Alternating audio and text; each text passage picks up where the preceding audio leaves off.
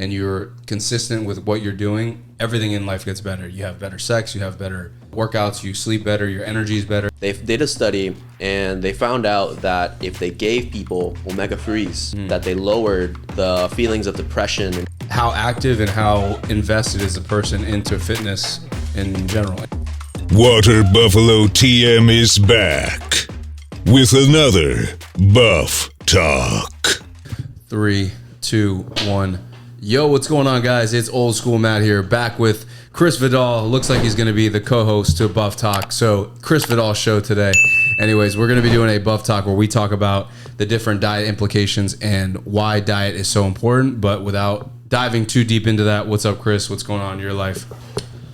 A lot of things going on. Pretty busy trying to set up, career, over things like that.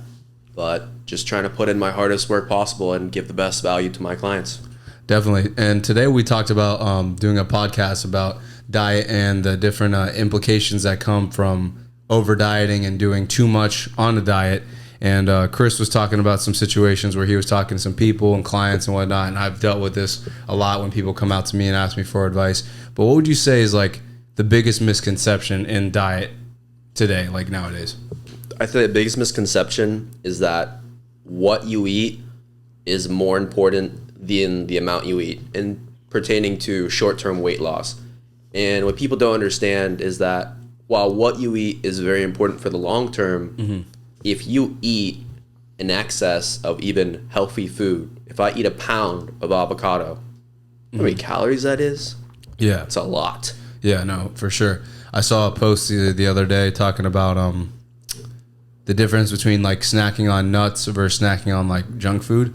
Now, while I do think there needs to be some sort of like middle ground when it comes to calories and what you're eating. I don't think you should just be eating shit in all your calories. Yes, 100%. Like you said, long-term health is probably the most important thing versus short-term weight loss. But obviously people want to see the benefits of short-term weight loss, right? Yeah. So a lot of times they compromise their eating habits for that in particular. And like you're talking about, you can eat a lot of healthy food and end up gaining more weight than somebody eating shit food, right? You can eat one meal at McDonald's a day, and then someone eating like Jay Cutler, for example, who's eating chicken breast and rice.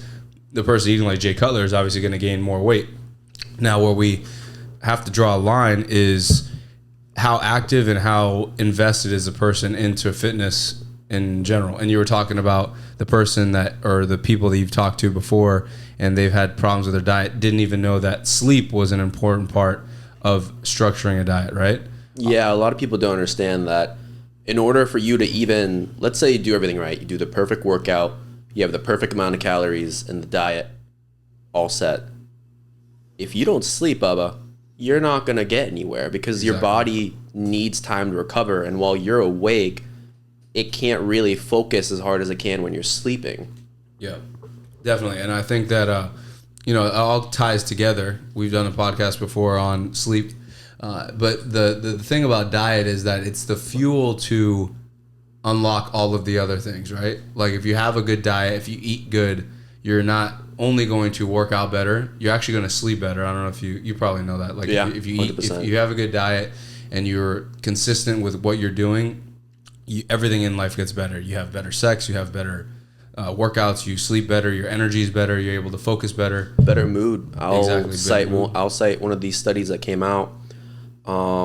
They did a study and they found out that if they gave people omega-3s, that they lowered the feelings of depression in people who are on depression meds and whatnot. I saw that too. I talked about that in a video. It helps.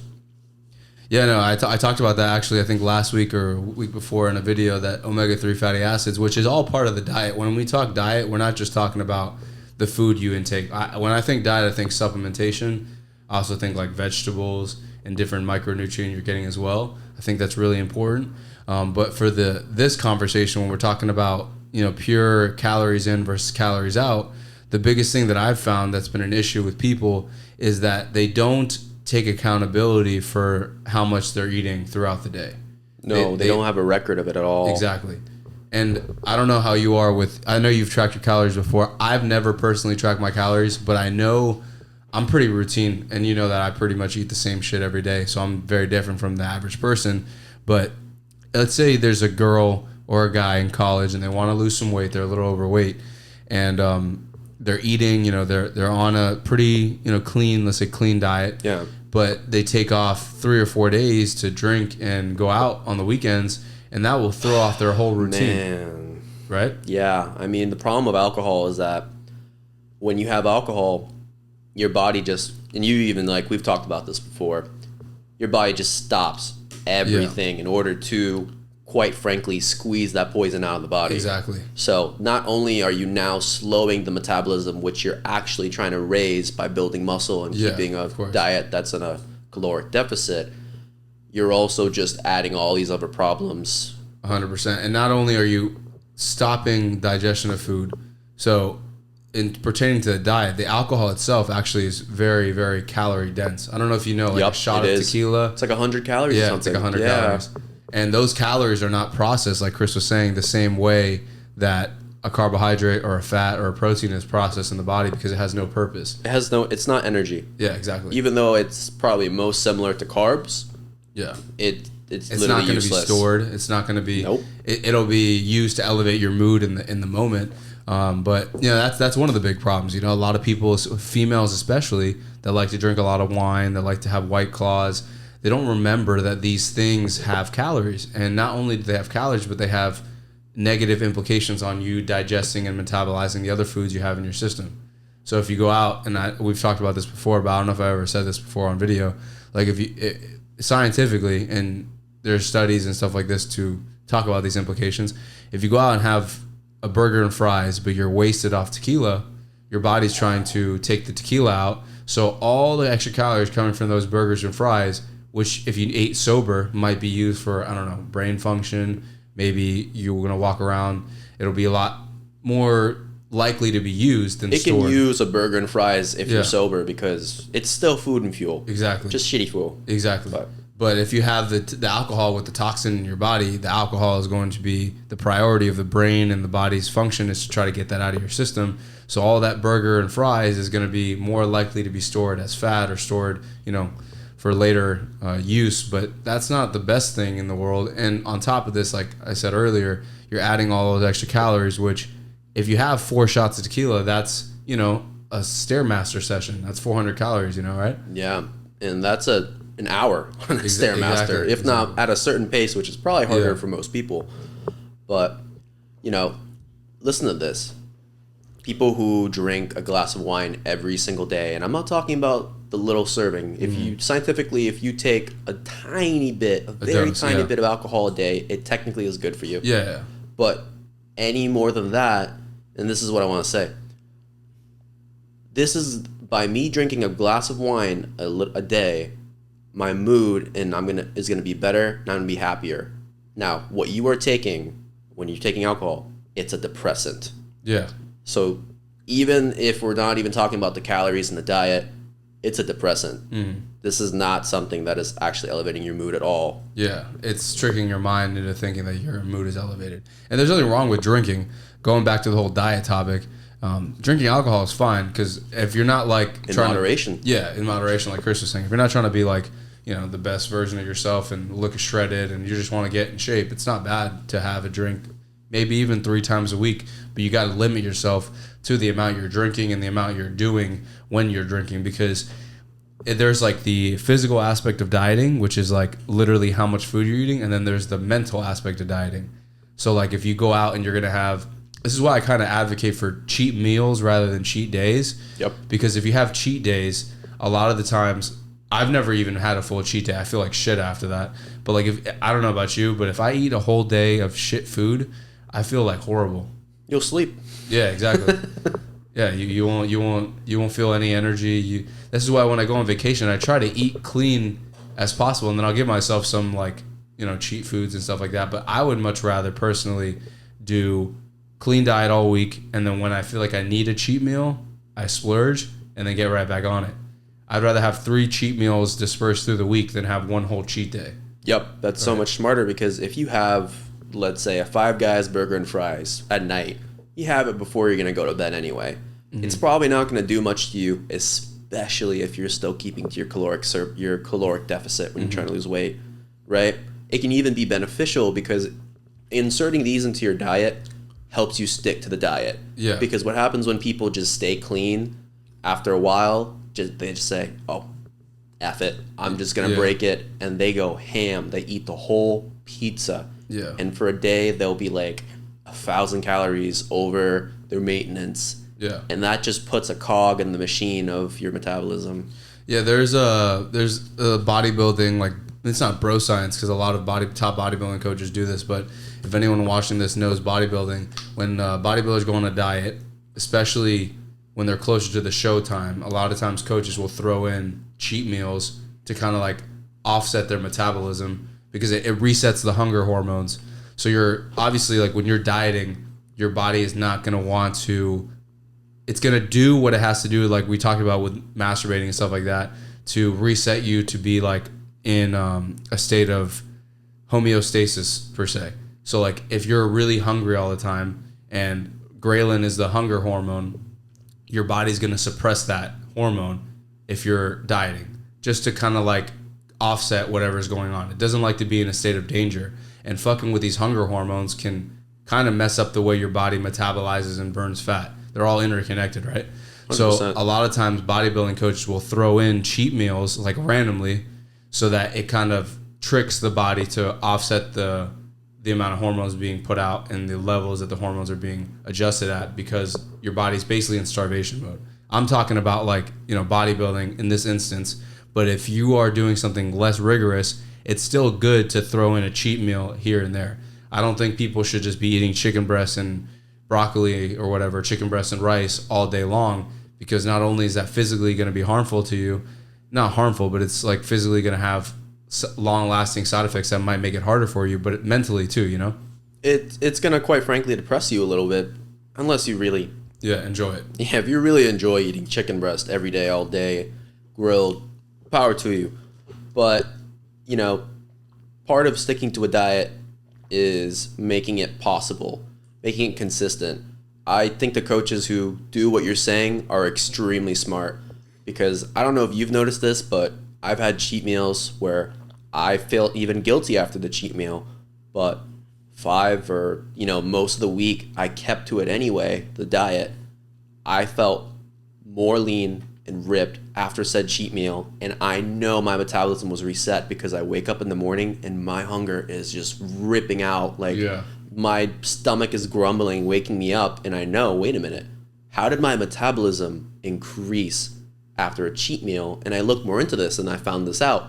It helps your hormones have a little bit of a reset. Yeah. The Rock is a big advocate of this. He has a cheat meal every Sunday. Yeah, and exactly, like, it's different based off of, like, who you are. Obviously, like, me and you could probably get away with having a cheat meal, honestly, every day. Yeah. If we really work out super hard, we could probably have a cheat meal every day. But if someone's not training as hard, it's a little bit harder for them to incorporate these, but they still should be done, right?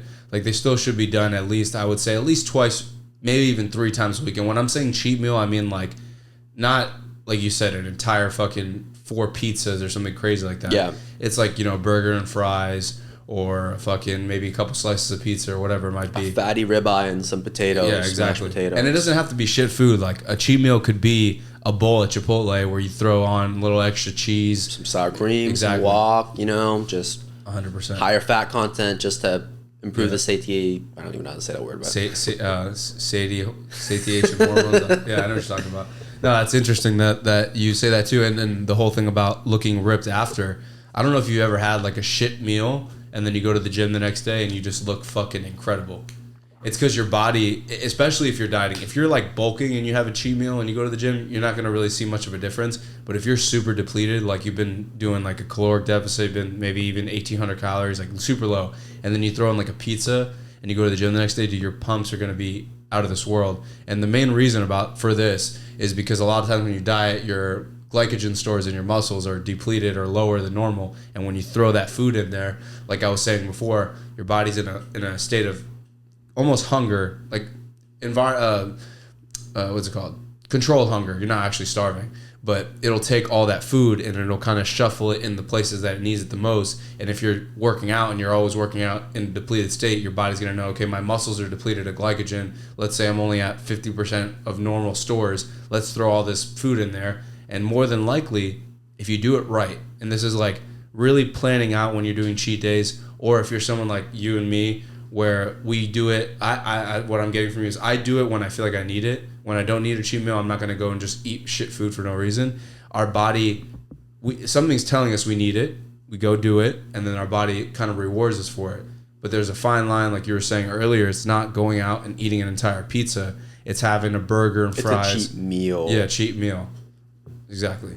Like if you're going to go, all right, I'm really craving fast food, and I can have it on a deficit. Okay, have your cheat meal, but don't get like 4 Big Macs. Yeah, please. exactly. Like just get 2 sandwiches and no fries. That's my recommendation, actually. No fries. Just have 2 sandwiches, no fries. I've been doing that for years, and it's kept my physique the way it is because it still puts a limit on the calories, but you know, like you said, those benefits of having that kind of food that isn't always good at the time, but it can be like rocket fuel if you've been eating chicken breast and broccoli for the past 5 days. Yeah. Oh, yeah, that's my favorite thing is when I have a cheat meal after like, you know, kind of dieting a little bit and then going and training. Not even the cheat meal. Like it's for me, it's really easy to stick to a diet, honestly. Like, I don't know about you. It's not hard. I don't really see food as a, I know you've talked about you eat sometimes because like you use food as like a, or maybe with somebody else, like a kind of like to keep you busy sort of thing. Was that you? No, I don't think so. Yeah, That's okay. Maybe it was Chris Trevino. But for me, I've never had that food like relationship. You know, some people like they really enjoy eating and they have like that relationship with food where it's hard for them to get away from eating so much. Like what's it called? Splurge eating or whatever. Binge eating. Yeah. Obviously not to the extent to which some people have to go see doctors for, but someone I talked to had something like that where they eat when they feel like they're stressed out, like stress eating sort of thing. For those people, I actually recommend intermittent fasting. Yeah. Because at the end of the day, what that person needs to learn is to just be okay with an empty stomach. And a lot of people who are listening to this, It's interesting. you got to learn how to just be okay with an empty stomach. You're not going to die. Nothing bad's going to happen. You can just go without breakfast for a morning, you know. But the reason why I think you and I keep our physiques and we can even splurge sometimes and have 3 to 4 cheat meals a week is because we're acutely aware of our caloric deficit or surplus or maintenance that we're in. We generally know, all right, if I eat this, I'm going to stay at this weight or I'm going to lose weight. Yeah. If I, go over, I'm going to get fat. Exactly. But the only real way to do this is to either experiment a lot with yourself and then go through the phases, or, which is what I recommend anyone listening to this, use MyFitnessPal for like a month to 3 months. And after you kind of have an idea of what the calories actually are, boom, you can get off it and you can start just guesstimating it. 100%. And to wrap up what I was saying about the splurging, I forgot why I said that. I think it was like something I wanted to say on that. Oh, my bad. No, you're good. You're good. You made a good point, though. Intermittent fasting for people that do binge eating is pretty good. I never thought about it that way. I forgot what it was. If it comes back, I'll say it. Sure. But, I recommend counting calories is probably, if you have the time and you want to count calories, which is not hard. I don't know. I've pretty much figured out what I can and can't do for my physique to look a certain way. I don't really recommend this to everybody. I think the calorie counting way is a good way. Yeah. I've been so invested into bodybuilding and the different diets that go into bodybuilding that for me and you, it's like second nature almost. But anyone out there that's unfamiliar with how foods even work, because a lot of times you go ask somebody, hey, what's a chicken breast? Or what's a potato? And they can't even tell you if it's a protein, carb, or fat. They have no idea. Yeah, that's the big thing too. Yeah, learn what those are, obviously. I think protein is number one for building and repairing muscle, obviously. Also for keeping your body satisfied with the amount of food it has in its body. Also fat loss. Protein, I don't know about you. For me, has always been key to keeping my body the way it is. I think it's key for everybody. Obviously adjust it with based on how much you work out and your body weight and stuff. And then next is carbs and fats. My rule of thumb is that if I'm eating a lot of fats, like if I'm having like you said, and that's funny you said this, if you're having a burger, don't do the fries. Yep, because they're already so fatty. Exactly. There's so much fat in the burger already. You don't have to necessarily count your calories to know that the fries, all it's adding is carbs and fats mixed. Yep, no protein in it. Exactly. You're getting the the carbs from the potatoes and you're getting the fat from the oil and the grease that's being. So that's my rule of thumb. If I'm having protein, number one, every meal I have protein, unless it's like a cheat meal where I'm eating just pizza or whatever. But if I'm typically 99% of my meals always protein, and then either I'm going to go with a little bit extra fat, so like maybe a steak, but maybe it's just a steak with broccoli. And this is like a more of a maintenance, staying in my, body composition phase. This is not like trying to bulk up or trying to cut down significantly. But I think it's important is that if you know you're having a meal, just make sure you're not having too much of both energy sources, and I think you'll be all right. Just to hop on that train, you go out to dinner, here's a quick guide. Get a protein, right? And then, depending on the sides, just get 2 vegetables. Yeah. Or if you're going to get a carb source, all right, like get protein, clean carb source, or just plain carbs, no crazy Alfredo or butter sauce on it, and veggies, and you'll be fine. Exactly. If you're having carbs, I always say don't do dairy products with it. Yep. Right? Because like that adds a lot of fat. Like you said, Alfredo would be dairy because of the cream. Yeah. Cheese, anything like that. Like if you're going to Chipotle, you're going to have a bowl. I recommend not doing the sour cream, not doing the cheese, because it's going to add an extra 250, 300 calories, which might not matter in the moment per se. But if you're having Chipotle every day, for example, some people... And then this podcast is going to be kind of condensed. We can go into another day.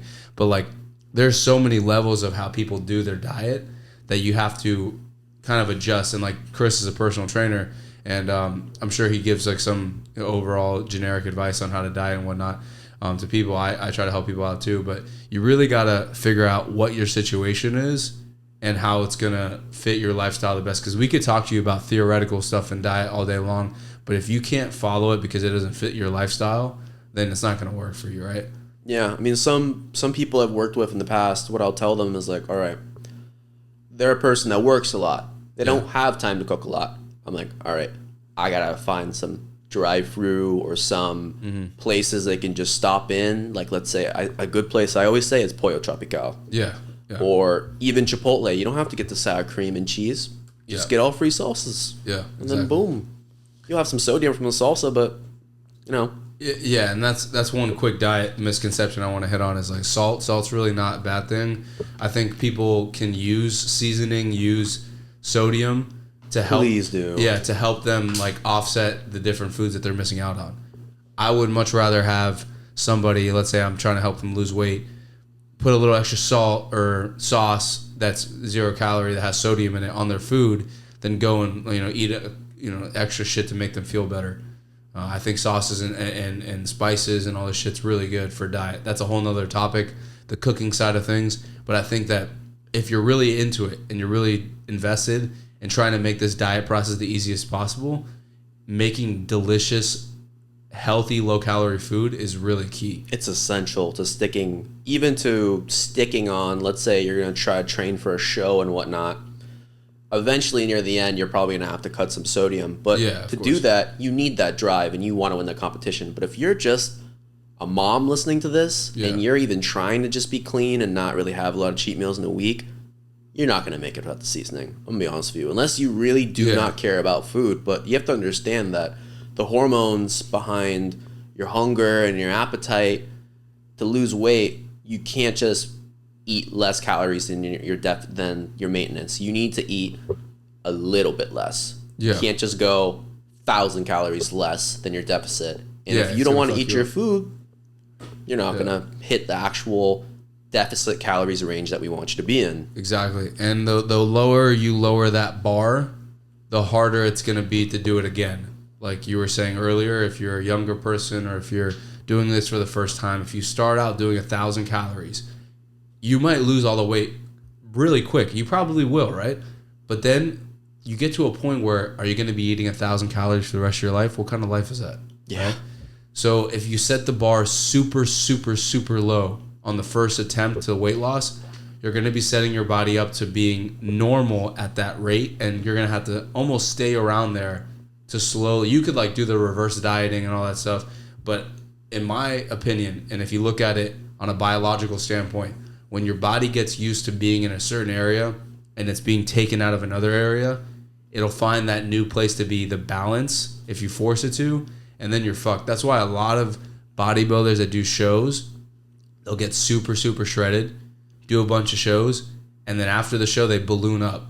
It's normal. It's normal. But it's not a bad thing, obviously, because they're doing bodybuilding, and they know they have the willpower and the mindset to go back down or get to where they want to be.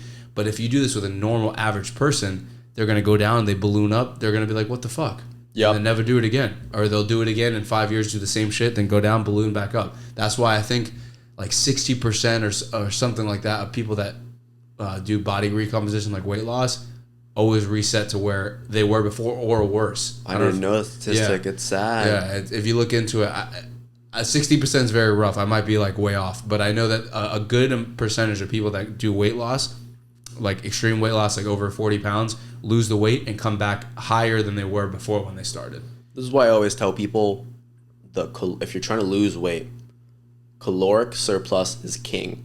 Mm-hmm. You know, you can't beat the law of thermodynamics. It's just, if you eat less calories than your body needs in a day, you're gonna lose weight no matter what you eat. Of course, if you're doing this with McDonald's, I don't even think that you can do this just eating fast food on a caloric deficit all the time, because you're gonna be hungry. Yeah. And you're not gonna feel full, and your mood's gonna be crap. Exactly. So yeah, I'm not a big advocate for. I don't know if you remember the if it fits your macros trend that was going on for a while. I think it's a good concept, but I was never really for doing that type of diet where you're like, I'm gonna see how many cookies I can fit in and how many burgers I can fit in so I can eat this so I can still get shredded. That's not a good way to go about it. They're not going to be full. They just end up breaking it, actually. That's the problem. 100%. And a lot of times, it's more about the macros than the calories. I think macros matter a lot. Obviously, overall calories are going to matter. If you're eating like 500 grams of protein a day and you're eating 200 grams of fat, and even if they're all healthy shit, you're still going to gain weight. But I think macros are key. So always target your macros first and have them fit under calories rather than fit your calories under your like, you know what I mean? Like the hierarchy should be the macros, point out how much you're going to be hitting in the macros and then make that fit in your calories rather than just doing, all right, I'm going to hit 2,000 calories and then figuring out the macros. I think that you should always know what, a range of where you're going to be at with protein, carbs, and fats. Where's the problem with that? You have some sugar cookies, you have some pizza, you have all these other things. Maybe you'll hit 2 grand calories, and this is like the right range to lose weight. Where's the protein? Mm-hmm. Where's the good fats that you could have had in your diet? You're not going to grow from just carbs. Yeah, exactly. And I've talked about this before. Protein has a higher thermic. You talked about thermic effect of food. Protein has a higher thermic effect of food than any other macronutrient. So you can essentially eat. Protein is king. Yeah, you can essentially eat more protein. I talked about this with Chris on another podcast. But essentially, you can eat more protein, and like I said, there's a level to this. But you can essentially eat more protein in same quantity of carbs and lose more weight because your body's going to burn that faster. If you want to look or listen more about this, I did a podcast with Chris Trevino on this, and basically it goes into protein complexity versus carbohydrate complexity. So on a large scale or on like a higher level, protein takes a lot to break down because protein are made out of 20 essential amino acids. They have polypeptide chains, which are broken down into, has to go through the liver, redisperse through the body. Your body has to analyze the amino acids, tell them where to go, versus glucose, which carbohydrates is pretty, at the end of the day, if you eat a potato or you eat a gram of sugar, they're both going to break down eventually. The potato might break down slower because of the fiber content, but they're both going to break down into one glucose molecule, which will be used through the body pretty much as energy in all sources. But energy or energy stored? Yeah, energy stored. Versus amino acids have so many different complex tasks and function in the body that your body actually expends more energy to figure out and to use these proteins than it does with carbs. That's why if you eat a chicken breast versus a pile of rice, your body will burn the chicken breast a little bit more due to this thing called the thermic effect of food. Look into it if you want to. It's something that people are starting to really use now. And what's funny is I've been talking about this for probably over 10 years since I first started, that protein should be the number one thing. And people used to say it was bullshit. Now everyone's jumping on that wave. But just have some fiber and try to hit the actual, hit as many grams as your body weight. So if I weigh 180 pounds, try this yourself. Try eating 180 grams of protein first and see how many cookies you want to eat. Because 180 grams of protein, you're going to be full, especially if you've never been used to that before in your life. And that's going to help you stick to your diet. It's the protein. 100%. But we'll have to get into a deep dive conversation about this next time. Thank you guys for watching this podcast. Chris, plug up your social media again, bro, because I want you to keep growing that page. So where can people find you at? And where can people find you for training in case they're in the local? Alrighty. So my Instagram page is Lapu Lifts, Lapu. And for where I'm training right now, I'm training at Resilient Fitness. It's an amazing private gym, beautiful facility, everything you would need for any training program. And honestly, for those people that are a little bit scared of COVID and whatnot, it's a gym that does not have a high traffic. So it is a great place to train. Got you. All right, guys. We appreciate you guys for watching. Make sure to stay tuned to all the other Buff Talks. We hope you have a great rest of your day. Peace. Hey guys, thank you guys for checking out this video. Make sure to go check out all of our other podcasts, Buffalo Barbecues, our Buffalo Workouts, and also a slew of other things, including challenges and whatnot. So make sure to check out all of these different things. Thank you guys for watching. I am Old School Matt here, and this is Water Buffalo TM. Peace.